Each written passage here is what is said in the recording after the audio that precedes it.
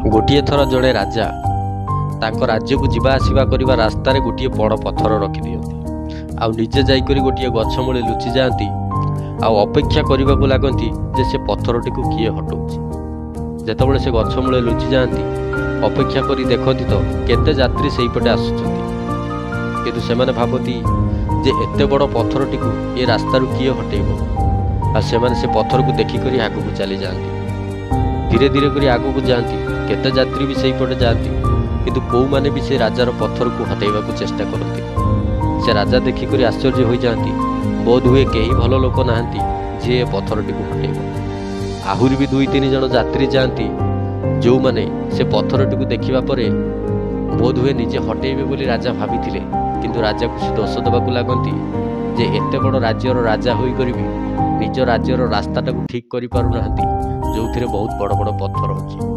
सेही पटे गोटे भिकारी जाउथिला आ से देखिबाकू लागिला जे रास्तारे गोटे बहुत बड़ पत्थर अछि। से देखिकरी से पत्थरटी को हटेइबाकू चेष्टा करे आ से पत्थर को हटेइबाकू जेतेबेले चेष्टा करे कांधरू मुणा काढे तळे रखे आ से पत्थर को हटेइबाकू चेष्टा करे बहुत परिश्रम परे जाइकरी से पत्थरटी रास्तारू हटि जाए। जेतेबेले से पत्थरटी से रास्तारू हटि जाए से देखिबाकू पाइला जे सेही पत्थर तले बहुत किछि सुनार मुद्रा अछि।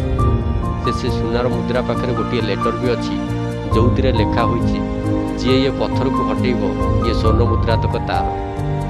से कथाटी को देखिबा पर बहुत आश्चर्य और खुशी हो जाए। राजा ताकू निज दरबार को डाकती आकू निजर खास मंत्री भाव में नियोजित करती। ये कहानी आमको एतिकी शिखा मिलूँ जेतेबेले आम कौन सी प्रोब्लेम सामना करे से प्रोब्लेम को सॉल्व करवा ही बेहतर होता है। तापर आमको बहुत किसी उपहार बोधे मिल पारे जमिति मानि नियंतु निजर सक्सेस पाइबा पूर्वर आपण को बहुत किसी कष्ट करने को पड़ी थाए से कष्टटी आपण को जीवन में ही सफलतार मूल्य को बुझे थाए। सब बेले मन रखि था जे पर्यंत कष्ट कर सफलता न पाई से पर्यंत निज लाइफ रे जो सफलताटी पाइथिबे ताको आपण आराम से हरई भी पारती।